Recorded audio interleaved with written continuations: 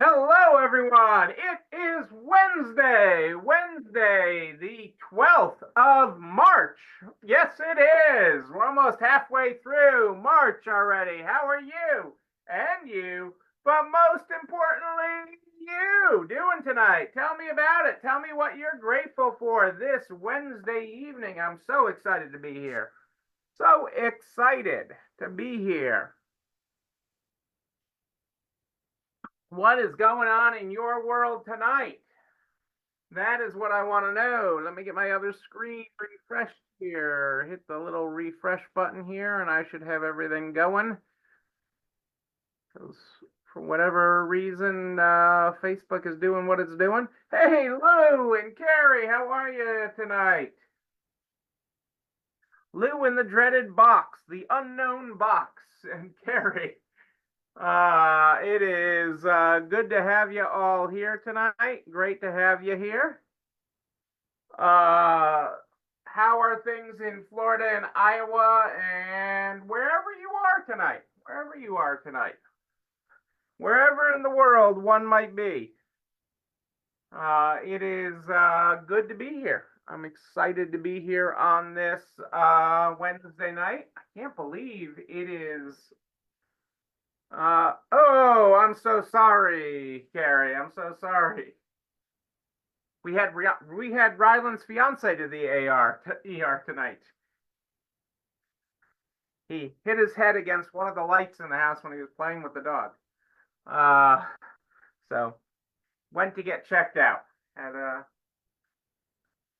he thinks we need to replace the light fixture so that it's not a danger. But I think playing, getting the dog to jump up on you, teaching the dog to jump up on you is that. But I am sorry that you are there with the mom. Mom, Carrie, I had Nana doctor appointments today. That was how I spent my afternoon running from place to place. Try to stage them as best as possible. We do. But it is, but we persevere beyond that. We work our way through whatever obstacles we face. We work our way through that. Second, I hate the bounce back trips to the ER. Even worse. Oh, hearts go out to you, Carrie. Hearts go out to you. And Mom. Let's get started. Let's see if we have an inspirational quote here for you tonight as we get started. Ooh, this is good. Discipline weighs ounces, regret weighs tons. Discipline weighs ounces, and regret weighs tons. Hey, Michelle, how are you? So glad to have you here live tonight. Hope all is well. Whether you're in the valley or, in the neighborhood of the store, hope you are well and everything is going well with you in your amazing world there. So tonight I thought I'd talk a little bit about sort of two issues. The customer, okay, or your customer, and what would your customer want, and online sales. So who's more important in this world? I mean, it's hard as a resale store. If you have any of your inventory online, and if you don't, we do encourage that you have a portion of it. I'm not going to stay in here and say you need to have all your inventory online, every item, but it is a great piece of marketing. More than the sales that you generate on your own website. One, you own your website. Two, it drives traffic to your store. If you are regularly updating your website with new items, it drives traffic to your stores. It just does. We have lots of data on it. On stores with an active website, outperform similarly sized stores that don't have a website or don't add to their website regularly. Hey, Sherry, how are you tonight? Great to have you here live. So I'm going to put that part aside for right now because that's a bigger discussion. But I want to deal with the part that what do you do? What do you do when your customer that's in the store has the pink calculator in their cart, in their hand? They have these items in their hand, and the dreaded thing happens. The dreaded thing that everybody worries about happened, and that item sells online, and it's in somebody's arms at your store. It's in somebody's arms. This item sold online, the pin calculator sold online, and it sold online before you could pull it from the floor, and it's in somebody else's hands. And what's more is they're coming up to the register right now. They're coming up to the register to buy this. It's in their hands. They're happy. Who gets it? Who gets it? Does the online shopper get it? Does the in real life IRL? Does the IRL get it? Which shopper gets the pin calculator? Harry says the store customer gets it. The store customer gets it.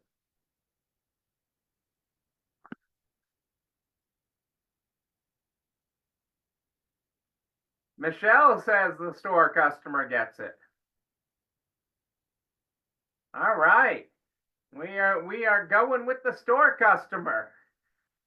And that's really the right decision. That's the in real life. This is real life. And there's no way to make everybody happy in that situation. And as a percentage of items that you sell, this happens an incredibly small percentage of the time.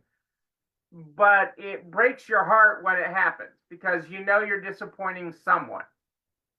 Okay? Someone's getting disappointed. But you never want to disappoint an in real life customer. Even if the customer that bought it lives across the street or across town.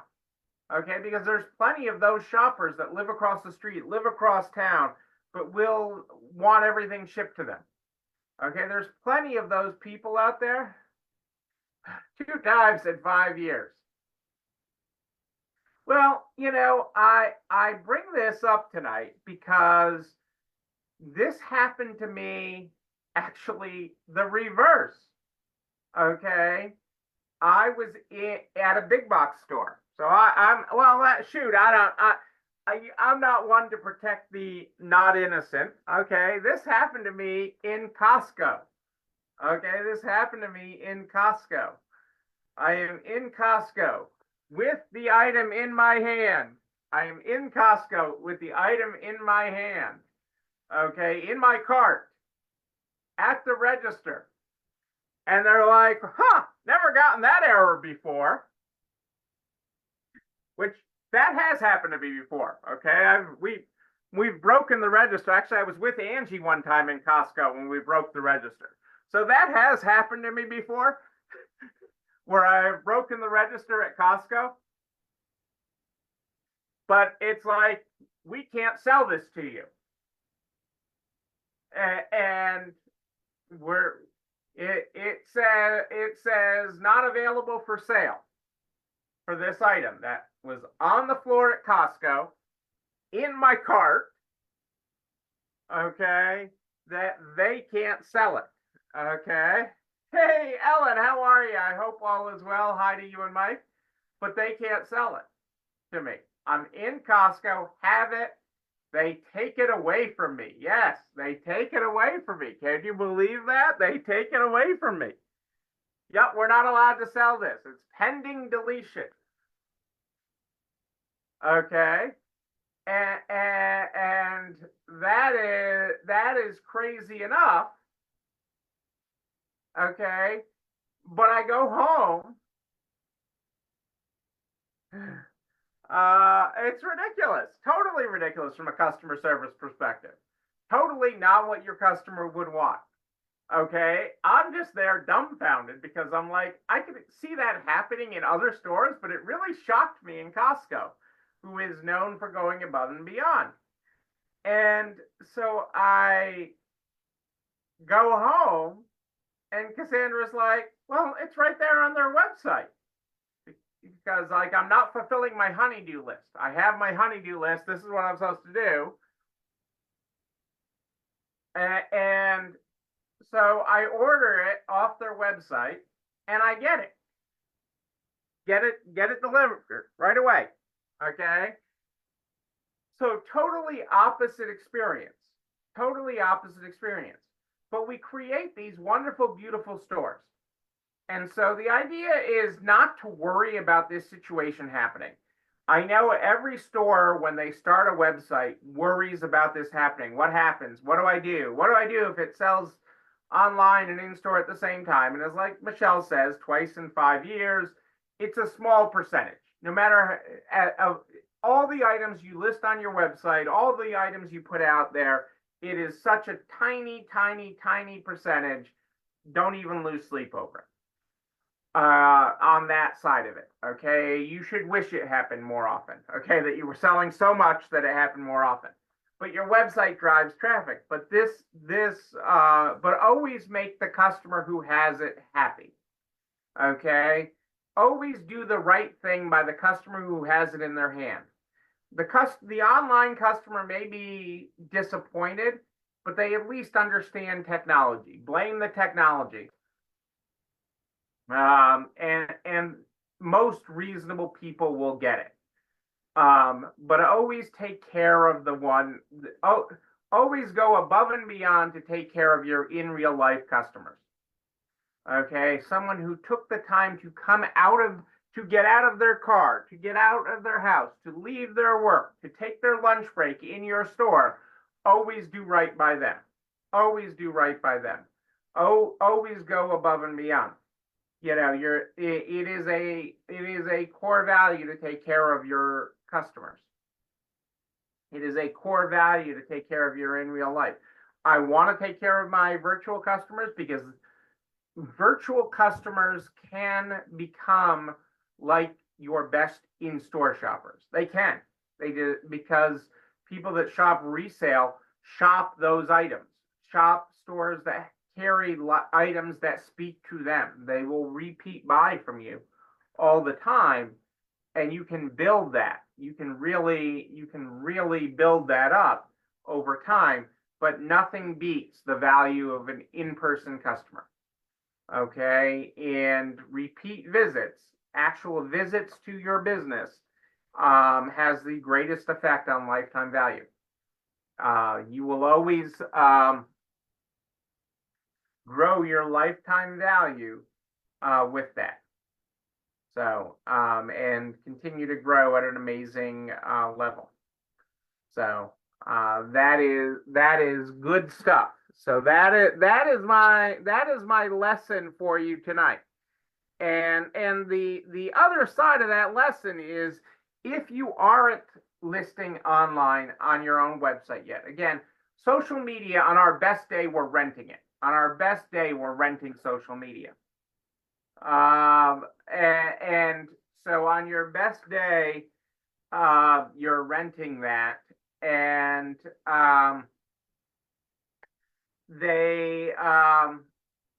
your website you own, your email list you own,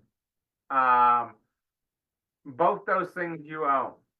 So don't focus on them, but don't be owned by them. Focus on them, but don't be owned by them. Especially don't be owned by your website. People get themselves in so much stress trying to list every item on their website. And I don't want you to be stressed by that, but I do want you to work on a percentage of your inventory, because if you are listing a cross section of your inventory on your website, if you took in 100 items this week, and you listed 10% of them, 10 items, that would be great. And if you consistently listed 10 new items every time you took 100 and slowly grew that percentage, that is better than putting yourself under the stress of trying to list everything. What was I buying at Costco? I was actually buying a gift card. I was buying a gift card. I was buying a Instacart gift card. Is what I was buying there at that time. That was what was on the list that they wouldn't sell me. That was on the floor. That was out for sale. That they couldn't sell me. They actually said they had to shred it. Their instructions were to shred them all, which is so crazy. The whole thing was crazy. I've just never had an experience like that in Costco. But I was a transaction. I wasn't a customer in that instance. I was a transaction. We always want to treat people like they are a customer and talk about their lifetime value, because they are more than that one item. They are more than that one item that they're buying.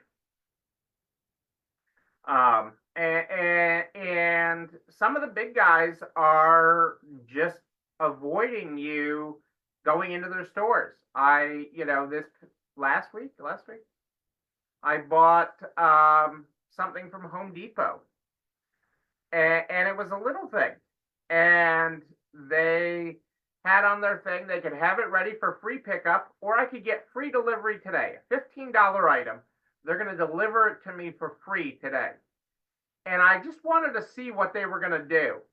I wanted to see what they were going to do with delivering me one item. They door dashed it to me, and I live in the middle of nowhere. So that was not an easy trip, okay, for a $15 item. I wanted to see what they were going to do with it and how that was going to get to me delivered. And nobody made money on that. I got the item, but it just didn't make any sense.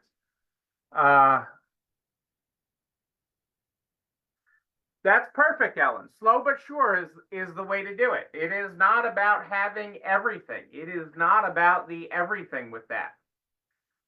It absolutely is not. You don't have to have it all. But I like setting the goals as a percentage of inventory, because that way you're consistent, and setting it across price points. And I know your price points are higher, but setting those goals across price points really does help that along. I hope Amanda's doing well too. I haven't seen her in a while, so I hope she's doing amazing. But setting the goals that if we added 20 pieces to inventory, whatever that percentage is, you guys pick it, you guys set it, and just own it.